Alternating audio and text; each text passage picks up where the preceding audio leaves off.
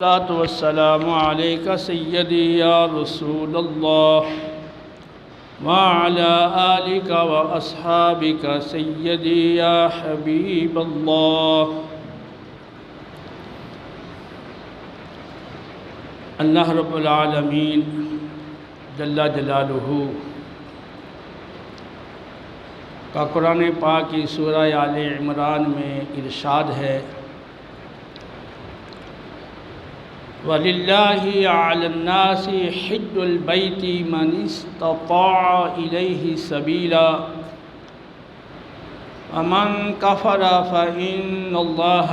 غَنِيٌّ عَنِ الْعَالَمِينَ۔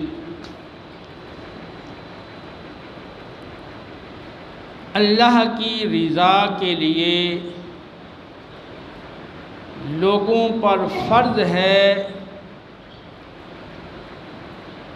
جو بیت اللہ شریف تک پہنچنے کی طاقت رکھتے ہوں وہ بیت اللہ شریف کا حج ادا کریں، اور جو اس حکم سے انکار کریں تو اللہ رب العالمین تو تمام جہانوں سے بے پرواہ ہے۔ اس آیہ مبارکہ میں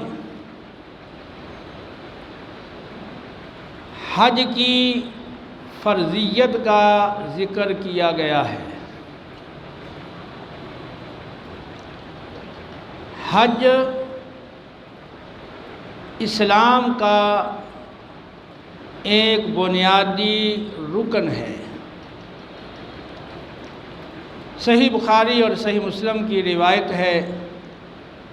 رسول اللہ صلی اللہ تعالیٰ علیہ وسلم نے ارشاد فرمایا، اسلام کی بنیاد 5 ارکان پر 5 ستونوں پر رکھی گئی ہے۔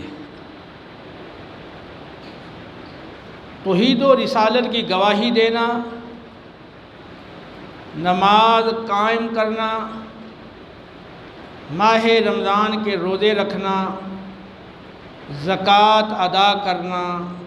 اور بیت اللہ شریف کا حج کرنا۔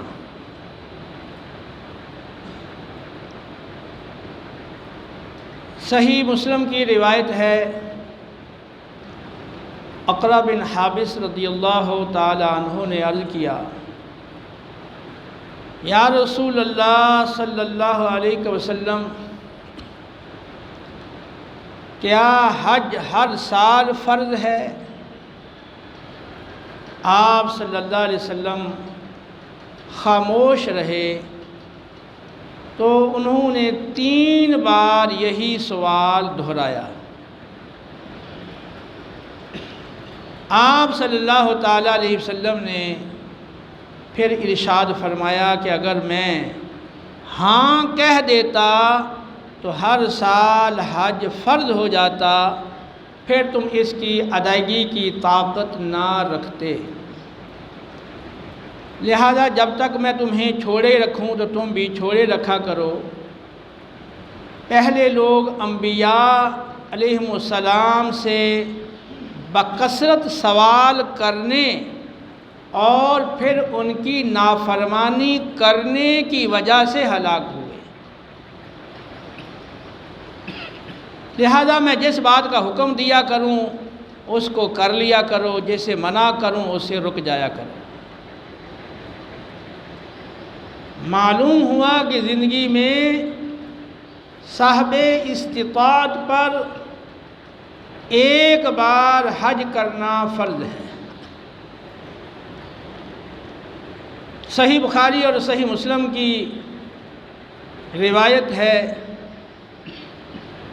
عرض کیا گیا، یا رسول اللہ صلی اللہ علیہ وسلم، سب سے زیادہ فضیلت والا عمل کون سا ہے؟ ارشاد فرمایا، اللہ اور اس کے رسول پر ایمان لانا۔ عرض کیا گیا، اس کے بعد زیادہ فضیلت والا عمل کون سا ہے؟ ارشاد فرمایا، اللہ کی راہ میں جہاد کرنا۔ عرض کیا گیا پھر اس کے بعد سب سے زیادہ فضیلت والا کون سا عمل ہے؟ ارشاد فرمایا حج مبرور یعنی مقبول حج۔ مقبول حج کی علامت اور پہچان یہ ہے کہ آدمی پورے سفر حج کے اندر ہر طرح کے گناہ اور نافرمانی سے بچا رہے، اور جب واپس لوٹے تو نیکی کی طرف، بھلائی کی طرف اس کا رجحان اور اس کا میلان بڑھ جائے، اور وہ پہلے کے مقابلے میں نیکوکار بن جائے۔ ترمذی میں حضرت علی کرم اللہ وجہ کریم سے مروی ہے، رسول اللہ صلی اللہ علیہ وسلم سے عرض کیا گیا اس آیہ مبارکہ من استطاع الیہ سبیلا، جو بیت اللہ تک پہنچنے کی طاقت رکھتا ہو اس پہ حج فرض ہے، تو یہاں طاقت سے، استطاعت سے کیا مراد ہے؟ ارشاد فرمایا سواری اور زاد راہ۔ سواری پر قدرت ہو،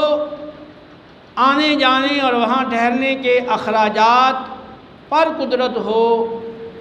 تو ایسے شخص پر بیت اللہ کا حج فرض ہے۔ الترغیب کے اندر اس روایت کو صحیح سند کے ساتھ نقل کیا گیا ہے، اور اہل علم کا بھی اس پر اتفاق ہے کہ جس شخص کے پاس اتنا مال ہو کہ وہ حج کے آنے جانے کے اور وہاں ٹھہرنے کے سارے اخراجات برداشت کر سکتا ہو، اور واپسی تک اگر بال بچے ہیں تو ان کے اخراجات کو پورا کرنے کا بھی اس کے پاس مال ہو، تو ایسے شخص پر حج فرض ہے۔ مسند حمیدی میں صحیح سند کے ساتھ روایت ہے، رسول اللہ صلی اللہ علیہ وسلم نے ارشاد فرمایا 3 افراد اللہ تعالیٰ کی ضمان میں، اللہ کی ضمانت میں یعنی اللہ کی حفاظت میں ہیں۔ وہ شخص جو مساجد میں سے کسی مسجد کی طرف اپنے گھر سے نکلا، دوسرا وہ شخص جو اللہ کی راہ میں جہاد کے لیے اپنے گھر سے نکلا، اور تیسرا وہ شخص جو حج کی ادائیگی کے لیے اپنے گھر سے نکلا۔ معجم کبیر میں صحیح سند کے ساتھ مروی ہے، آپ صلی اللہ علیہ وسلم نے ارشاد فرمایا کہ جو شخص حج کے لیے اپنے گھر سے نکلا، راستے میں اسے موت آ گئی، تو تا قیامت ہر سال حج ادا کرنے کا ثواب اس کے نامہ اعمال میں لکھا جاتا رہے گا۔ وہ شخص جو عمرے کے لیے اپنے گھر سے نکلا، راستے میں موت آ گئی، تو تا قیامت عمرہ کرنے کا ثواب اس کے نامہ اعمال میں لکھا جاتا رہے گا۔ اور جو شخص اللہ کی راہ میں جہاد کے لیے نکلا، راستے میں موت آ گئی، تو تا قیامت جہاد کرنے کا ثواب اس کے نامہ اعمال میں لکھا جاتا رہے گا۔ کتنی بڑی فضیلت ہے، کتنی بڑی سعادت ہے اور خوش بختی ہے کہ اس مقدس فریضے کی ادائیگی میں بندے کو موت آ جائے تو تا قیامت نامہ اعمال میں ادائیگی حج کا ثواب لکھا جاتا رہے گا۔ اللہ تعالیٰ کی اپنے بندوں پر یہ کمال مہربانی ہے کہ بندے کی نیت خالص ہو، سچی ہو، پھر کسی عمل میں رکاوٹ آ جائے اور وہ نہ کر سکے تو اللہ تعالیٰ بغیر اس عمل کیے کے بھی ثواب عطا کر دیتا ہے۔ بخاری کی حدیث میں ہے کہ جو شخص بیمار ہو یا حالت سفر میں ہو تو اللہ تعالیٰ اس کو وہی ثواب عطا کر دیتا ہے جو تندرستی میں اور اقامت کی حالت میں اس کے کسی عمل کا ثواب اس کو عطا کرتا تھا۔ صحیح بخاری اور صحیح مسلم کی روایت ہے، رسول اللہ صلی اللہ علیہ وسلم نے ارشاد فرمایا، جس شخص نے بیت اللہ شریف کا حج ادا کیا اور پورے حج کے دوران وہ جنسی باتوں سے، فحش کلامی سے اور ہر طرح کے گناہ سے بچا رہا، وہ گناہوں سے ایسا پاک اور صاف ہو کر واپس لوٹتا ہے گویا کہ وہ آج ہی اپنی ماں کے پیٹ سے پیدا ہوا۔ تو جس طرح بچہ جب پیدا ہوتا ہے تو گناہوں سے پاک اور صاف ہوتا ہے، اسی طرح حج کر کے واپس آنے والا بھی گناہوں سے پاک اور صاف ہوتا ہے۔ مسلم کی روایت میں ہے، نبی کریم صلی اللہ علیہ وسلم نے ارشاد فرمایا، اسلام یعنی کوئی شخص اسلام لاتا ہے تو اسلام پچھلے گناہوں کو مٹا دیتا ہے، اور کوئی شخص اللہ کی راہ میں ہجرت کرتا ہے تو ہجرت بھی پچھلے گناہوں کو مٹا دیتی ہے، اور جو شخص حج کرتا ہے تو حج بھی پچھلے گناہوں کو مٹا دیتا ہے۔ ترمذی،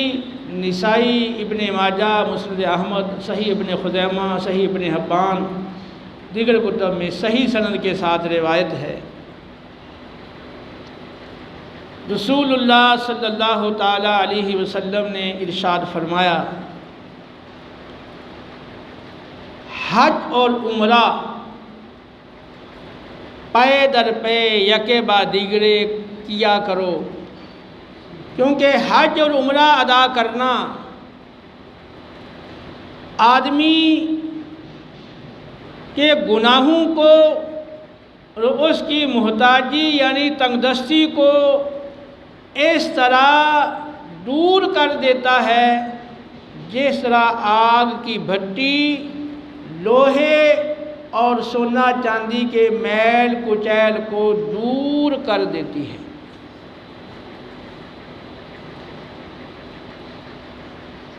اور بخاری مسلم کی روایت میں ہے کہ حج مبرور یعنی حج مقبول کا ثواب تو جنت ہی ہے، اور بخاری مسلم کی حدیث کے مطابق عورتوں کے لیے حج کرنا ان کے حق میں جہاد ہے۔ عورتوں کو میدان جنگ میں جا کر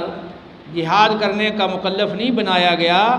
انہیں یہ فرمایا گیا ہے کہ تمہارا حج ادا کرنا یہ تمہارا جہاد ہے۔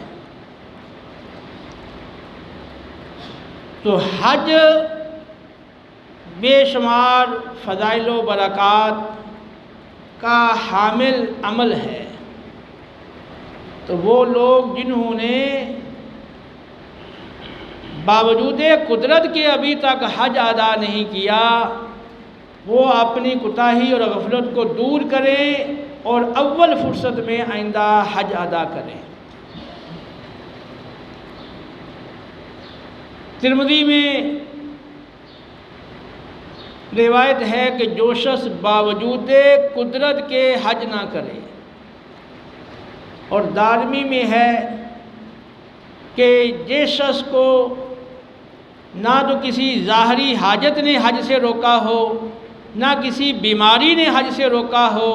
نہ کسی ظالم بادشاہ نے حج سے روکا ہو، اس کے باوجود حج نہ کرے تو برابر ہے کہ وہ یہودی ہو کر مرے یا نصرانی ہو کر مرے۔ سیدنا عمر فاروق رضی اللہ تعالی عنہ سے صحیح سند کے ساتھ مروی ہے۔ ابن کثیر نے اسی آیت کے تحت وَلِلَّهِ عَلَى النَّاسِ حِجَّ الْبَيْتِ اسی آیت کے تحت سیدنا عمر فاروق رضی اللہ تعالی عنہ کا قول نقل کیا۔ حافظ ابو بکر اسماعیلی کے حوالہ سے صحیح سند سے نقل کیا کہ جو شخص باوجود قدرت کے حج ادا نہیں کرتا تو وہ یہودی ہو کر مرے گا یا نصرانی ہو کر مرے گا۔ اور سعید ابن منصور، مسند سعید ابن منصور کے حوالہ سے ابن کثیر نے نقل کیا کہ سیدنا عمر بن خطاب رضی اللہ تعالیٰ عنہ نے ارادہ کیا کہ مختلف شہروں میں مختلف مقامات پر کچھ لوگوں کو روانہ کریں اور وہ جا کر دیکھیں کہ کون سے ایسے لوگ ہیں جنہوں نے مال و دولت ہونے کے باوجود حج ادا نہیں کیا، اور وہ ان پر جزیہ مقرر کر دیں، کیونکہ وہ لوگ مسلمان نہیں ہیں، وہ لوگ مسلمان نہیں ہیں۔ قرآن میں فرمایا وَمَن كَفَرَ فَإِنَّ اللَّهَ غَنِيٌّ عَنِ الْعَالَمِينَ، جو فریضہ حج والے حکم کا انکار کرے تو اس کی تو کوئی حیثیت ہی نہیں ہے، اللہ تو سارے جہانوں سے بے پرواہ ہے۔ اللہ کو ضرورت نہیں ہے کہ بندہ حج کرے، بندے کو ضرورت ہے کہ حج کرے، تو حج کرنے سے اس کے گناہ معاف ہوں گے، اس کو نیکیاں ملیں گی، اس کی محتاجی اور تنگ دستی دور ہوگی، اور اس کو دینی اور دنیاوی سعادتوں و برکتوں سے مالا مال کیا جائے گا۔ لہذا جن کو اللہ نے طاقت دی ہے وہ خود بھی حج کریں اور اپنے خاندان میں، اپنے اعزاء و اقربا اور دوستوں میں دیکھیں جنہوں نے باوجود قدرت کے حج نہیں کیا، ان کو سمجھائیں، ان کی ذہن سازی کریں اور ان کو اس فریضے کی ادائیگی کا احساس دلائیں اور انہیں آمادہ کریں کہ وہ اول فرصت میں آئندہ حج ادا کریں۔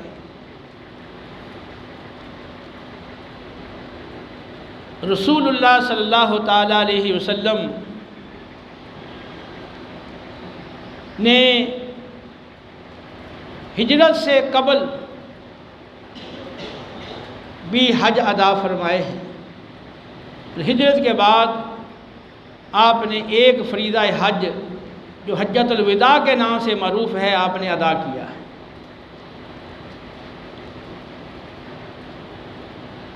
حج زمانہ اسلام سے قبل بھی کیا جاتا تھا، زمانہ اسلام سے قبل بھی لوگ مختلف مقامات سے حج کی ادائیگی کے لیے مکہ المکرمہ میں آتے تھے۔ رسول اللہ صلی اللہ علیہ وسلم کو تو ہر وقت اس بات کی فکر رہتی تھی کہ وہ لوگوں کے پاس جا کر دعوت اسلام پیش کریں اور ان کو ہدایت کی طرف لائیں، گمراہی سے نکالیں۔ تو مسند احمد میں صحیح سند کے ساتھ جابر بن عبداللہ رضی اللہ تعالی عنہ سے مروی ہے کہ زمانہ اسلام سے قبل مجنہ اور عکاظ نامی بازار لگتے تھے، میلے لگتے تھے اور ان میں یہ بازار لگتے تھے۔ نبی کریم صلی اللہ علیہ وسلم ان بازاروں میں چلے جاتے اور وہاں لوگوں کی دکانوں پر، ان کی رہائش گاہوں پر ان سے ملاقات کرتے اور فرماتے کون ہے جو مجھے پناہ دے، مجھے جگہ فراہم کرے اور میری مدد کرے تاکہ میں اللہ کا پیغام اس کے بندوں تک پہنچا سکوں، اور جو ایسا کرے گا اس کے لیے اس کے بدلے میں جنت ہوگی۔ جب حج کا موسم آتا، کوئی یمن سے آتا، کوئی قبیلہ مدر کا آدمی مکے میں آتا تو قریشی لوگ اس کے گرد جمع ہو جاتے، کہتے کہ وہ قریشی نوجوان سے بچ کے رہنا، یعنی رسول اللہ صلی اللہ علیہ وسلم کے بارے میں باہر سے آنے والے لوگوں کو کہتے کہ ان سے بچ کے رہنا، کہیں ایسا نہ ہو کہ وہ تمہیں فتنے میں ڈال دیں۔ اور ابو لہب تو خاص طور پہ آپ کے پیچھے ہی رہتا تھا نا، آپ جدھر جاتے تھے دعوت دیتے تھے وہ پیچھے سے آپ کی مخالفت کرتا تھا۔ تو نبی کریم علیہ السلام حج کے موسم میں باہر سے آنے والے حاجیوں کو ان کی رہائش گاہوں پر ان کے خیموں میں جا کر ان سے ملتے تھے اور ان کو اسلام کی دعوت دیتے تھے۔ حضرت جابر بن عبداللہ رضی اللہ تعالی عنہ کہتے ہیں کہ مدینہ پاک سے بعض افراد یہاں مکہ میں حج کے لیے آئے، نبی کریم صلی اللہ علیہ وسلم سے ملاقات ہو گئی تو وہ اسلام لے آئے۔ انہوں نے واپس جا کر مدینہ پاک میں اسلام کی دعوت دینا شروع کر دی۔ پھر اگلے سال کچھ اور لوگ آئے، وہ آپ صلی اللہ علیہ وسلم سے ملے اور پھر بیعت کی، اور پھر وہ واپس جا کر انہوں نے دعوت اسلام دینا شروع کر دی، یہاں تک کہ مدینہ پاک میں کوئی ایسا گھر نہیں تھا جس میں کچھ مسلمان نہ ہوں، اور وہ لوگ اعلانیہ طور پر اپنے اسلام کا اظہار کرتے تھے۔ حضرت جابر کہتے ہیں کہ ایک دن ہم مسلمان جمع ہوئے اور آپس میں ہم نے بیٹھ کر مشورہ کیا، اور ہم نے یہ کہا کہ آخر کب تک رسول اللہ صلی اللہ علیہ وسلم مکہ پاک میں کفار کے دھکے کھاتے رہیں گے، اور کب تک آپ وہاں خوف کی زندگی بسر کریں گے؟ ہم میں سے 70 افراد حج کے لیے مدینہ سے روانہ ہوئے، اور رسول اللہ صلی اللہ علیہ وسلم سے جمرہ عقبہ، وہ بڑا شیطان جس کو کنکر مارے جاتے ہیں، تو جمرہ عقبہ کے پاس آپ صلی اللہ علیہ وسلم سے ملاقات کا ہم نے وعدہ کیا، اور ہم وہاں ایک ایک دو دو کر کے افراد وہاں جمع ہوتے چلے گئے، اور سب ہم وہاں جمع ہو گئے، اور رسول اللہ صلی اللہ علیہ وسلم سے ملاقات ہوئی، اور ہم نے عرض کیا یا رسول اللہ صلی اللہ علیہ وسلم آپ ہم سے بیعت لیں، اور جو شرائط آپ بیعت کے لیے رکھنا چاہتے ہیں وہ آپ ہمارے سامنے رکھیں۔ رسول اللہ صلی اللہ تعالی علیہ وسلم نے ارشاد فرمایا کہ تم مجھ سے اس شرط پہ بیعت کرو گے کہ ناگواری ہو یا خوشی ہو، ہر حال میں تم میری اطاعت کرو گے، تنگ دستی ہو یا خوشحالی ہو، ہر حال میں اللہ کی راہ میں خرچ کرو گے، نیکی کا حکم کرو گے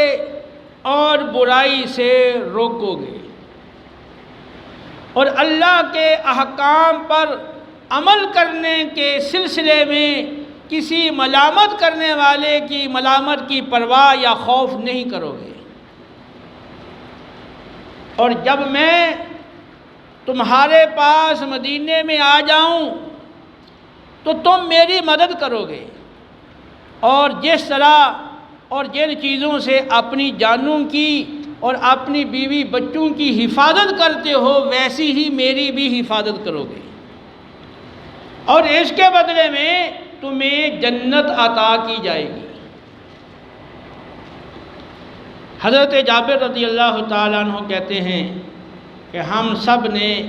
آپ صلی اللہ تعالیٰ علیہ وسلم کے دست مبارک پر ان شرائط کے ساتھ بیعت کی۔ جب بیعت کی تو ان 70 آنے والے انصاری صحابہ میں سب سے چھوٹی عمر والے سعد بن اسد بن زرارہ رضی اللہ تعالیٰ عنہ یہ کھڑے ہو گئے، اور انہوں نے رسول اللہ صلی اللہ علیہ وسلم کا ہاتھ پکڑ لیا اور کہا کہ ابھی ٹھہر جاؤ، رک جاؤ۔ ابن زرارہ نے اپنے ساتھیوں کو مخاطب کیا اور کہا کہ دیکھو بیعت کرنے سے پہلے سوچ لو، سمجھ لو۔ اگر تم رسول اللہ صلی اللہ علیہ وسلم کو مدینہ لے جاتے ہو اور آپ کی مدد کرنے کا ذمہ اٹھاتے ہو تو سمجھ لو سارے عرب کی مخالفت تمہیں برداشت کرنا ہوگی، اور تمہارے جو پیارے ہیں، محبوب ہیں، پسندیدہ ہیں، ان کو تمہیں قتل کروانا پڑے گا اور تمہارے سروں کو تلواروں سے کاٹا جائے گا۔ اگر تم یہ چیزیں برداشت کر سکتے ہو اور اس پہ صبر کر سکتے ہو تو اس کے بدلے میں تمہیں جنت ملے گی، اور اگر تمہارے دلوں میں کوئی خوف ہے، کوئی خدشہ ہے یا کچھ بزدلی ہے تو پھر ابھی سے وعدے کر دو اور ابھی سے بتا دو کہ ہم یہ نہیں کر سکتے، تو ہو سکتا ہے کہ پھر تمہارا عذر اللہ کی بارگاہ میں قبول ہو جائے، لیکن اگر بیعت کر لی ہے تو پھر اس کو نبھانا ہوگا۔ تو یہ کہہ ہی رہے تھے تو باقی جو ان کے ساتھی تھے انہوں نے کہا ابن زرارہ پیچھے ہٹ جاؤ، ہم نے جن شرائط پر رسول اللہ صلی اللہ علیہ وسلم سے بیعت کی ہے ہم کسی صورت میں اب اس بیعت سے پیچھے نہیں ہٹ سکتے، ہاں کچھ ہو جائے ہم ہر حال میں اس بیعت پر قائم رہیں گے اور اس وعدے کو نبھائیں گے۔ اور اس وقت انہوں نے رسول اللہ صلی اللہ علیہ وسلم کو مدینہ آنے کی پیشکش کی کہ آپ مکہ چھوڑ کے مدینہ تشریف لے آئیں، ہم ہر طرح سے آپ کی مدد کریں گے، ہر طرح سے آپ کو تحفظ فراہم کریں گے،